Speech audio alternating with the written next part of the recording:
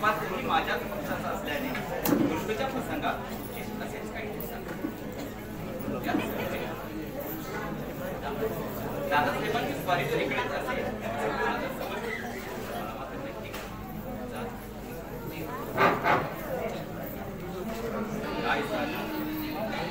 दादांचा स्वभाव धर्मशील असता असं म्हणण्यात काही आणि त्यांच्याशी प्रत्यारण करण्याचे मला कारणही पडले सुभद्रा दुर्योधनासच द्यावयाची हा आग्रह काही केल्याने दादा सुभद्रेकडे पहावे तर अर्जुना वाचून इतरांस दिली तर मी प्राणच देईल असा तिचा निश्चय झालाय. अशा अडचणीच्या प्रसंगी मी जे कर्तव्य असे आश्वासन गुरुवर्य गर्गमनी याचकडून मिळालेच नाही. या गुप्त मस्तीचा पाया मला कुठवर रचावा लागला. या प्रसंगी जर अर्जुन आणि पांडव इंद्रप्रस्थ नगरीत असते तर पांडवांची व यादवांची शेवटची भेट सम्राटच झाली असते. पाहूया या मस्तीचा पाया मला कुठवर तरी रचावा लागला. गर्ग गुरु ते घेतले वश करो, गर्ग गुरु ते घेतले वश करो.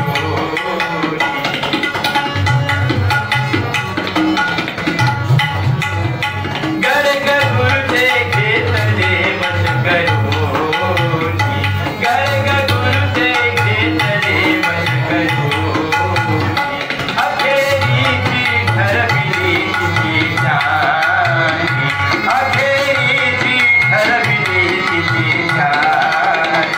बरे झाले की दिवस पुढे नाही, बरे झाले की, बरे झाले की, बरे झाले की, बरे झाले की, बरे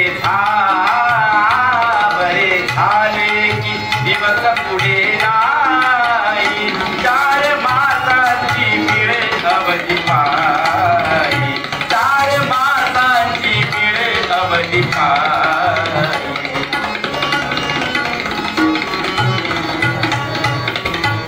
गर्ग गुरु ते घेतले वश करो, गर्ग गुरु ते घेतले वश करो.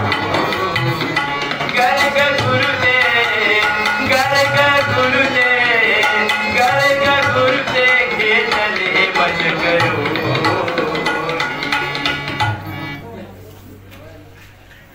ऐन वेळेस सुभद्रेला नाहीशी करण्यास राक्षसी घरचा विश्वास निघाला. म्हणून त्याने कामगिरी कशी चोख अगदी बजावली. सुभद्रेच्या अर्जुनाला दृष्टीस पाडून तिला पुन्हा नकळत पांडवांच्या समोर उभं करून तिला नाहीशी केली. म्हणून त्याला उदासीनता उत्पन्न होऊन असे करण्यास ते पुन्हा झाले. असो, आरंभिलेले कार्य कसे सिद्धीस गेले आहे पहा. अर्जुन तर संन्यासी होनी, अर्जुन तर संन्यासी होनी.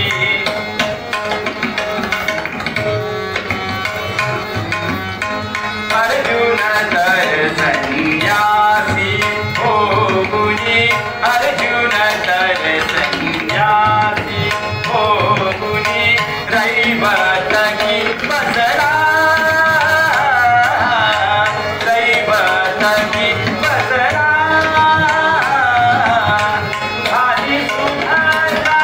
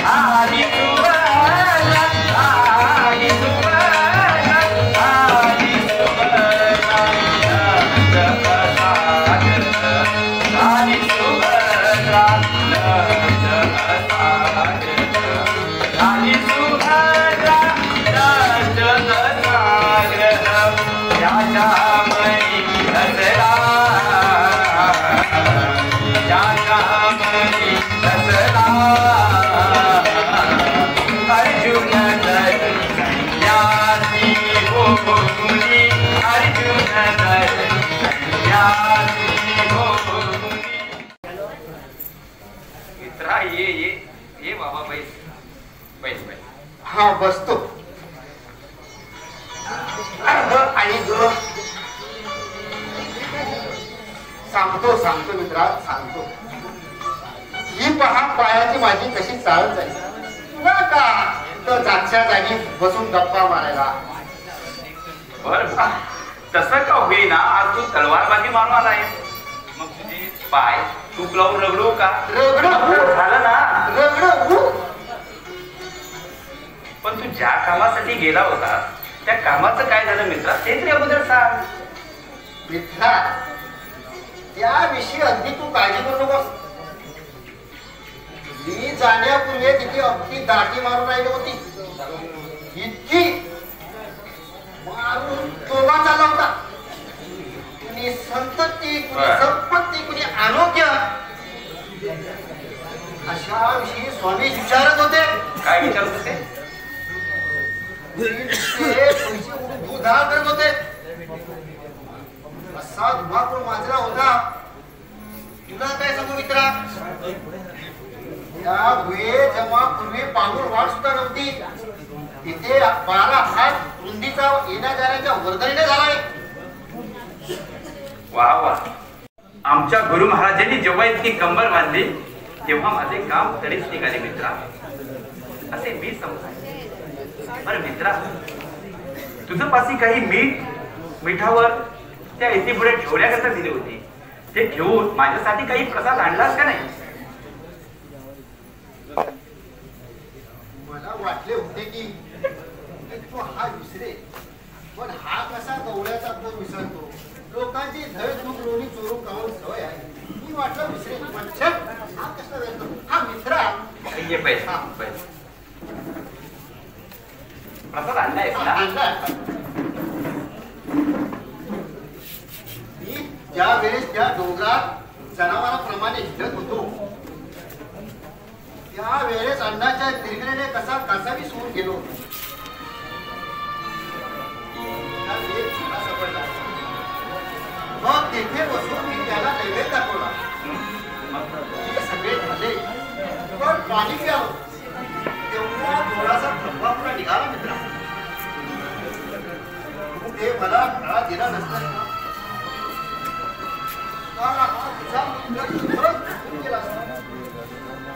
अरे तुझ्या हाती खाण्याची जिन्नस आल्यावर त्या तुझ्या पोटाची बाई कसंची राहते.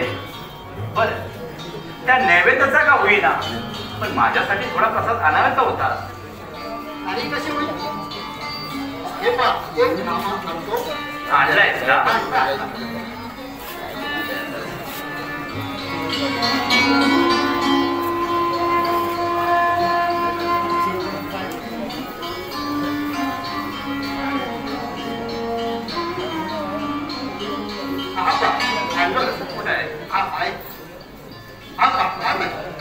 मित्रा असावा तर तुझ्यासारखा. बर मित्रा तू पण प्रसाद घेतलास की नाही? कसा कुठं आहे? मित्र असावा तर तुझ्यासारखा रे. अरे मित्रा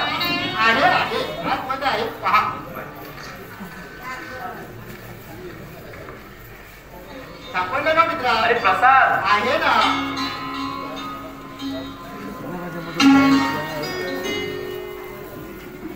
वा मित्रा वा. अरे आपणास तिकडेच बोलावून घेऊन ये असा हुकूम केला. बर ठीक आहे निघतो. बर मित्रा मी दादासाहेबांना भेटण्यासाठी काहींच्या महालात जातो तेव्हा तूही विश्रांती घेण्याकरिता जा. बर पण मित्रा माझं पाय रगडावायचं. बर अरे तू विसरला नाही. तू मित्र आहे ना. पुढच्या वेळेला करू. केव्हा पुढच्या वेळेला? अरे पुढच्या वेळेला करू. केव्हा? अरे दादा थांबले माझी वाट बघायला. तू निघ बघू. नक्की संध्याकाळी हो हो झोपणार नाही मी हा? निघ बाबा मित्रा निघ बरं, आता. तुझा विजय असो माझा मित्र रे मित्र रे माझा.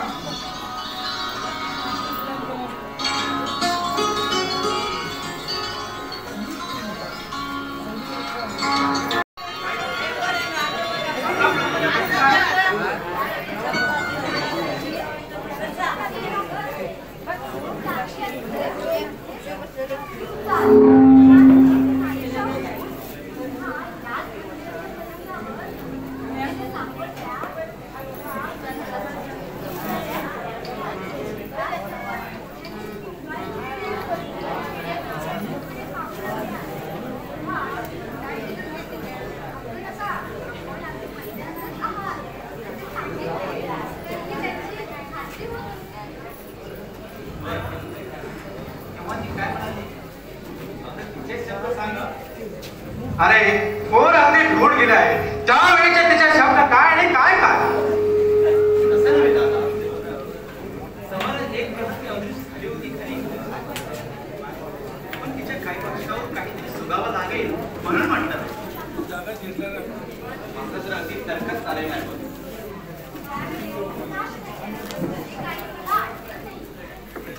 मला त्यांचे ते शब्द पक्केच म्हणता आले. बरं मग तू सांग काय म्हणाली. त्या म्हणाल्या की ज्याची वस्त्रे रक्ताने भरली आहेत असे गृहस्थ कोठे आहे. याचा अर्थ काय असेल तो असो दादा. आपली तर अक्कल अगदी गुंग होऊन गेली आहे बघ. अरे मला ते सर्व समजलं आहे. आता त्याविषयी काळजी करायला नको आहे. काय ताई नाही शिवून पुन्हा कशी सापडली याबद्दल आपणास माहित आहे. तर मग दादा मलाही सांगा. म्हणजे जीवाचं अगदी सुरूर चालले की नाही शिवली. काय सांग. ज्या वेळेस हा अघटित प्रकार घडला त्यावेळेस माझ्या मनात एक सहस्त्र कल्पना आली पहा. ती कोणती दादा.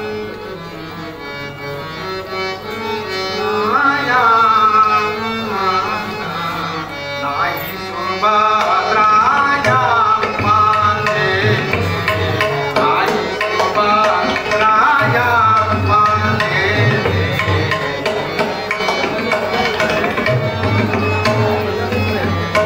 नाही सुभद्राया माझे, नाही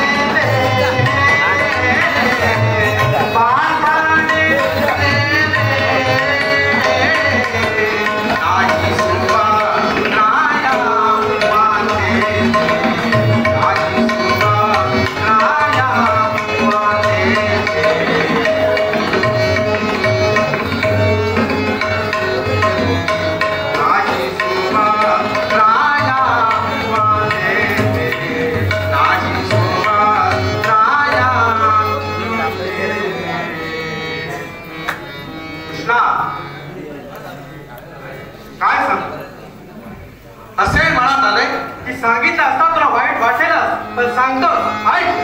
माझी शोभा राजा माझे, माझी शोभा राजा माझे.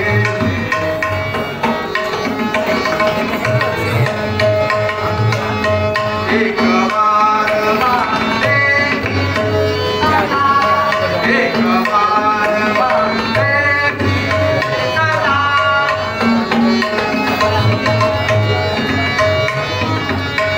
एक बार मानते सदा, एक बार मानते सदा. पटेल बापीने पटेल बापीने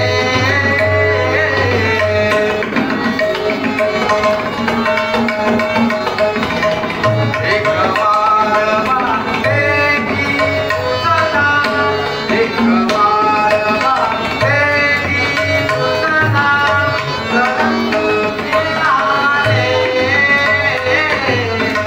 ऐसे माझ्या मनात ये, ऐसे माझ्या मनात ये.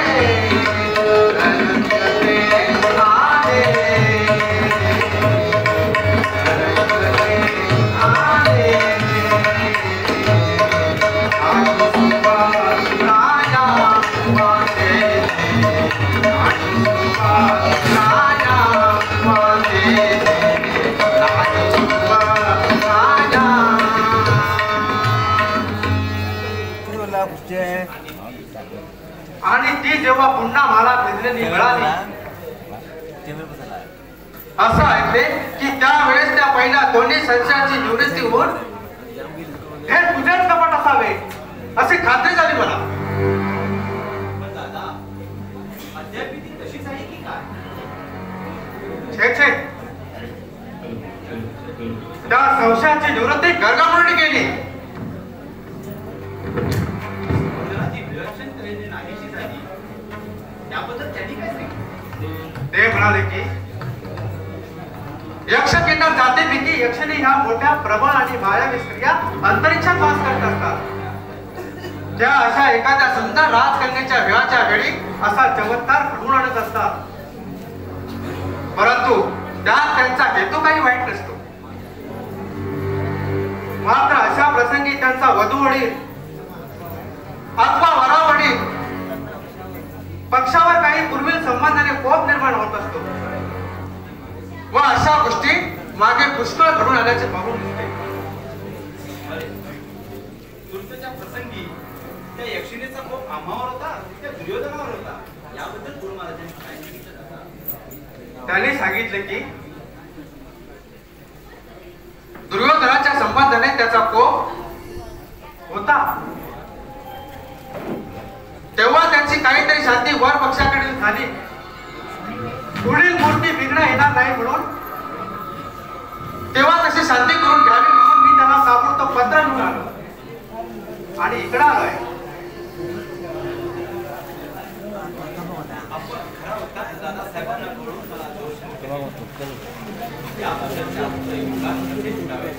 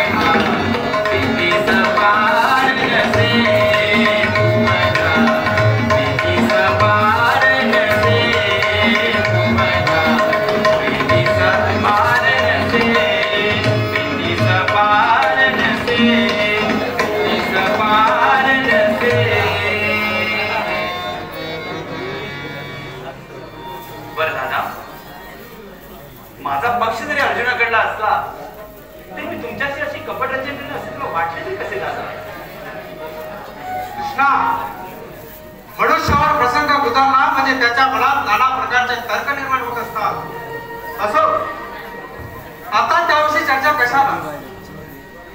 ईश्वराने सर्व संकटे दूर नेली आहेत. आता 4 महिने लग्नही लांबला आहे व दुर्योधनाधिकास व्यर्थ हेलपटाही पडलाय. एवढंच काय, थोडस काऊन झालं. दादा, ते कसंही होईना, पण या सुभद्रेच्या प्रकृतीचं काय करावं? तिला आपलं बंधन दिसते. अन्नाचा द्वेष झालाय. पहा, 2 दिवसात त्याचं तेज अगदी निम्मळ झालंय दादा. हो हो हो. अरे कृष्णा, तुला मोठ्या आनंदकारक वर्तमान सांगायला मी विसरलो. या आपला रैवतक पर्वताच्या वेद कोणी एक महासमर्थ वैरागी झाली असा यतीव राहिला आहे म्हणे. त्याची तारीख गर्गमुनीने भारीच केली आणि त्याचे चरण तीर्थ व एक ताई करून त्या यती जवळून करून घेऊन तो मजजवळ दिला आहे आणि सांगितलं आहे की हे तीर्थोदक सुभद्रेच्या देहावर सिंचन करावं व तालीम तिच्या उजव्या हातात बांधावा, म्हणजे ती सर्व भयापासून भयभक्त होऊन तिची प्रकृती पूर्वरूप होईल. फार चांगलं दादा. मग दादा अशी करायला उशीर का करता? काय ग, ताईंची उठायची वेळ झाली असेल तर हळू जाग कर पाहू. फार वेळ झाला, आता जागे करायला काही चिंता नाही. ताईसाहेब, ताईसाहेब, ताईसाहेब उठा.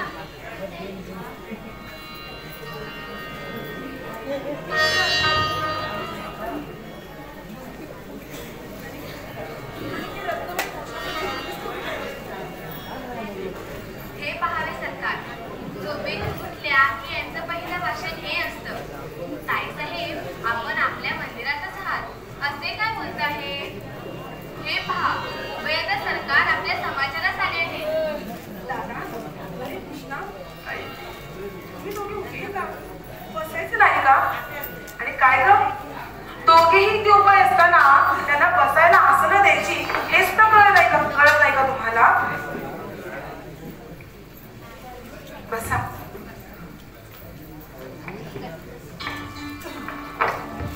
बरं, तुझी प्रकृती कशी काय आहे ना, ते सांग आधी. माझ्या प्रकृतीला काय झालंय? चांगली धाड धाकड तर आहे. खाते पिते जेवते सगळं काही यथास्थित आहे. तुला कोणी सांगितलं दादा की माझी प्रकृती बिघडली आहे म्हणून? माझी प्रकृती बिघडून जळला हा प्राण नाहीसा व्हायला मी एवढी भाग्यवान कुठं आहे? अगं तू उगीच काय बोलतायस? झालेल्या गोष्टीबद्दल तुला आम्ही तिलप्राही दोष देत नाही आणि कसे काय झाले हे आम्हाला सर्व काही माहित आहे. त्यात तुझा काही अपराध नाही. हे बघ ताई,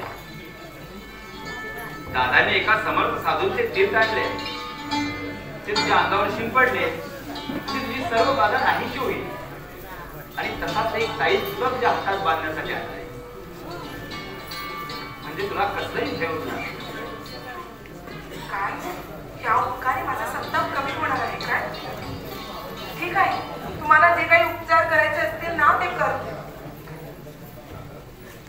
दादा, आमच्या ताईसारखी समजदार मुलगी पाहुणी मिळायची नाही. हा विवाहात विघ्न येऊन दुर्योधनाधिकास परत जावे लागले याबद्दल तिला वाईट वाटत नाही असं समजू नका. अरे न वाटायला काय झाले? तिला सर्व कळते. ती आता लहान आहे का? आता ताई, एवढा चातुर्मास संपला की पहिल्या मुहूर्तातच तुझं लग्न लावून देऊ. मग तू त्या सार्वभौम राजा दुर्योधनाची पट्टराणी होणार. मग ताईला आमच्या केवढा डोले ना, होय की नाही दादा? आमच्यावर बोलशील की नाही? काय चालला त्रास हा? माझा कपाळ केव्हा राहणार कुणाच ठाऊक. दादा, गुरुजींनी सांगितल्याप्रमाणे उदक सिंचन करा व रक्षाबंधन करा, म्हणजे तिला अमर चैन बजावणी पडेल. ठीक आहे. अरे अरे ते तीर्थ आणि तो ताई दिखणार ना भाऊ.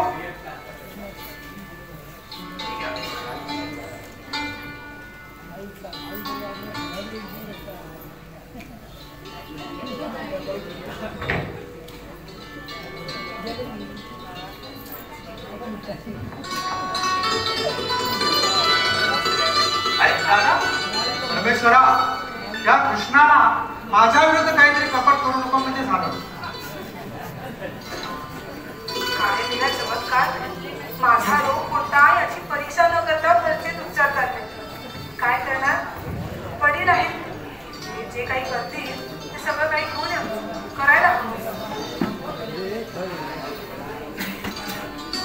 अरे कृष्णा, आपण इथे सुभद्रेला उगीच निष्ठा बसवणे चांगले नाही.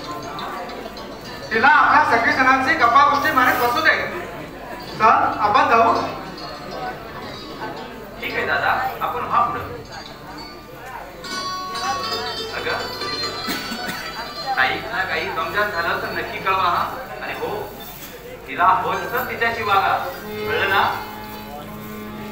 आई येतो बरं आम्ही. या बरं का. कृष्णा, त्या यतीच्या दर्शनात जाण्याचे मी आताच ठरविले आहे. तर तूही माझ्या बरोबर चल. दादा आपण व्हा पुढे आलो मी. आपण गेला म्हणजे झालं की दादा. आणि मी कशाला हवं? छे गर्ग म्हणूनची आज्ञा आहे तुला घेऊन येण्यासाठी. चल चल. बरं आपण व्हा पुढं. आई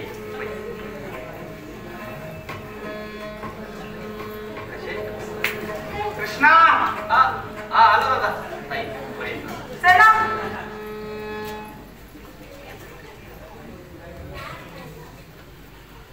अगं हे सारंग महिने जा बघू. माझ्या अंग धुण्याची तयारी कर. जा लवकर, मी येते तिकडे. सती कुसुमावती जा आणि ती वाढ दासी खाली गेली की नाही पहा. आणि जिन्याच्या दाराला आपण कडी लावून ये. जा लवकर. ठीक आहे वैसे.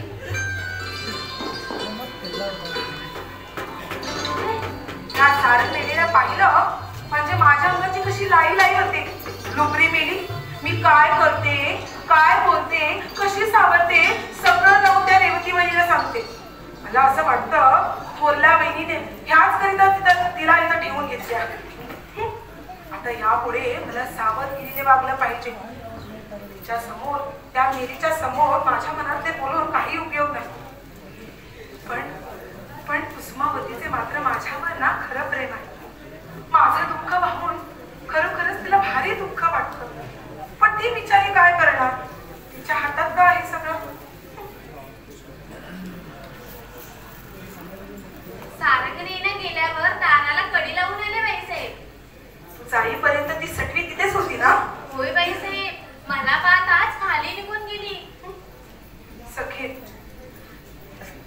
सखे, अगं माझ्यावरचे हे संकट नाहीसे होत माझ्या मनासारखं कधी होईल ग. अथवा या सुखाची आशाच नको. बाईसाहेब, या 2 दिवसात तुमची प्रकृती फारच बिघडली आहे. त्यात आणखी संताप करून घेतला तर कसं बरं होईल. सखे, मला कसं कर म्हणतेस तू. मी कुणाच्या आशेवर माझं समाधान करून घेऊ अथवा जाऊ कुणाला शरण.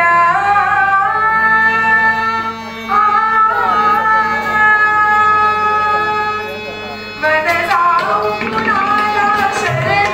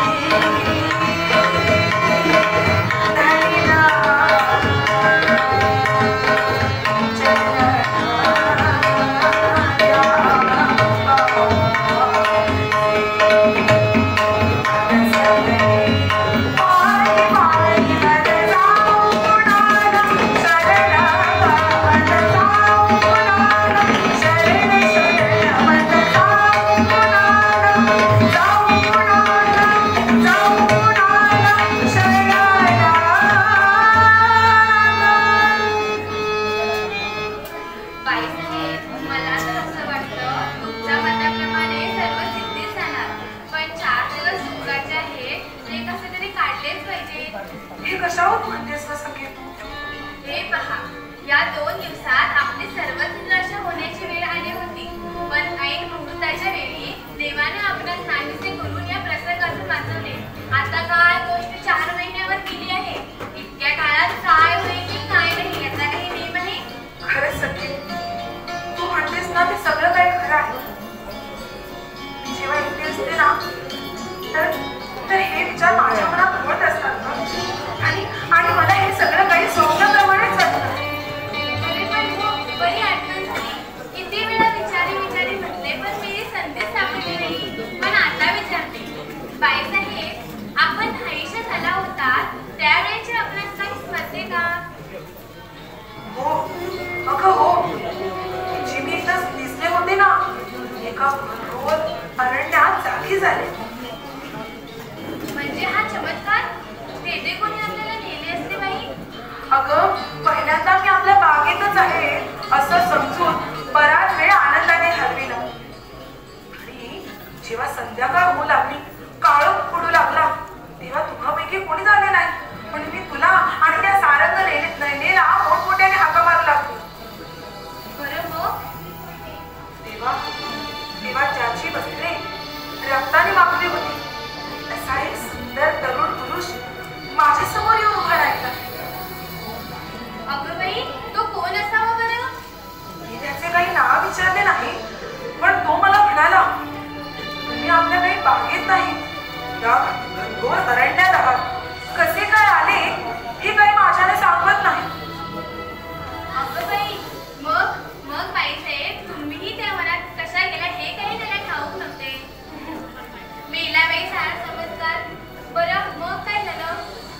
मी या घनघोर अरण्यात कशी काय पोचले व यासाठी दादा वहिनी मला काय बोलते ह्याचा विचार करीत करीत माझ्या उरात जी थंडी भरली, ह्यासाठी मला ऊर्जा आली आणि मी जागे झाले तर माझ्या मंदिरातच होते. बाईसाहेब, हे स्वप्न म्हणावं तर खरोखर आपण नाहीशा होऊन पुन्हा सापडलात. हे खरं म्हणावं तर ही गोष्ट अमुकच तऱ्हेने झाली अशी खात्री होत नाही. तर याला म्हणावे तरी काय? अगो हो सखे, त्या दिवशीच्या धांदलीत ना आणखी 2 चमत्कार घडून आले. ते कोणते? हे बघ, पार्थ महाराजांची स्वारी जेव्हा द्वारकेत होती तेव्हा एका शेल्यावर मी स्वतः माझ्या हातानं शिला काढून त्यावर त्यांचं नाव लिहून तो शेला ममतेने त्यांना दिला होता. तो शेला माझ्या अंगावर होता आणि माझ्या गळ्यातील रत्नमाळा त्यांनी आपल्या हाताने माला घातली होती, ती नाहीशी झाली होती. जे ऐकावे ते अगणितच, पण बाई, ईश्वर आपल्या मनासारखे खचित घडून आले. हे कशावरून म्हणतेस का सखे? कशावरून का होईना, मी म्हणते यावर अगदी भरवसा ठेवा. छे, माझं तेवढं भाग्य कुठं आहे? आणि तसे जर असते तर हे सगळं घडलं असते का? बाईसाहेब, आज उभयत सरकारच्या स्वाऱ्या इथं आल्या होत्या. त्यांच्या बोलण्या चालण्यावरून असं वाटत होतं की तुम्हाला विनाकारण दुःख दिलं यांचा त्यांना पश्चाताप झाला असेल असे दिसले. सखे, अगं त्यांना कुठे पश्चाताप होणार? ऐकलं नाही त्या कृष्णाचे शब्द? चातुर्मास उलटल्यानंतर म्हणे, माझं त्या मेल्याशी लग्न होणार, त्या मेल्याची मी पट्टराणी होणार. मग मला डोळ चढेल कडे. ही कसावासाची वाटी सख्या भावाला शोभते का ग?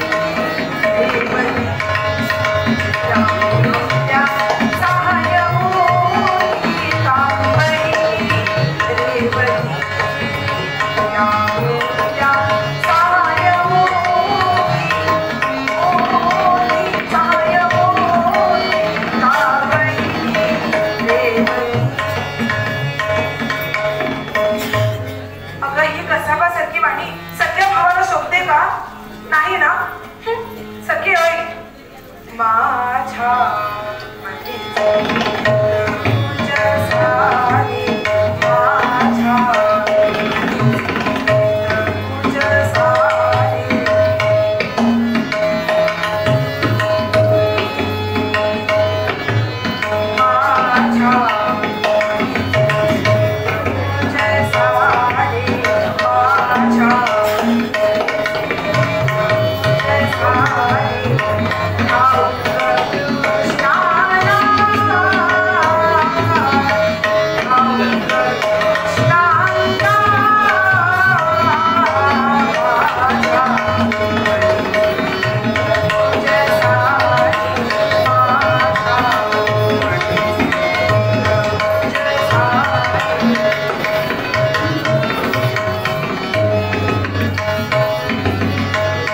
Thank you.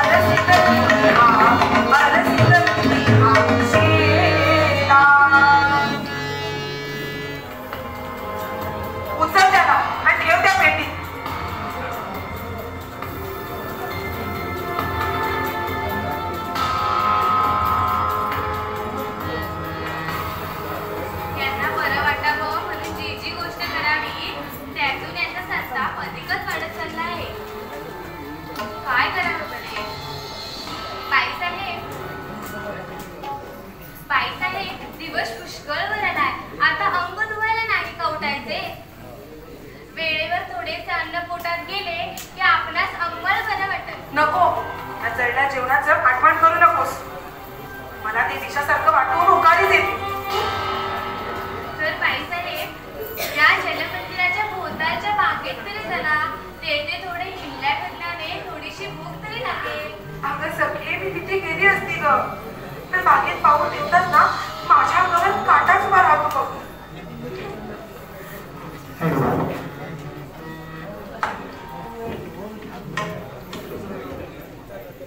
बाईसाहेब, आपण एकसारखा तोच विचार चालून संताप करून घेतला तर कसं बरं होईल? मन थोडं दुसऱ्या गोष्टीकडे घालून समाधान करून घेतलं पाहिजे. सगळे अगं तू म्हणतेस ते सगळं काही खरं आहे बघ, पण माझा काही उपायच होईना. त्याला मी तरी काय करू?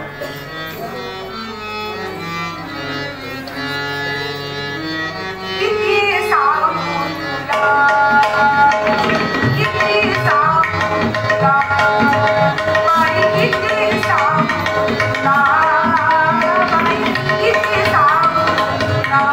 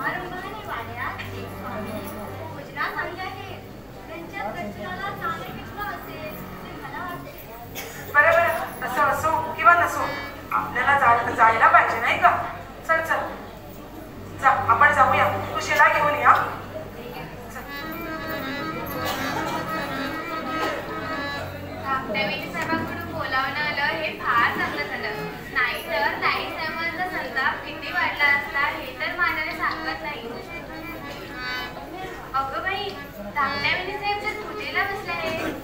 आता उशीर करायला नाही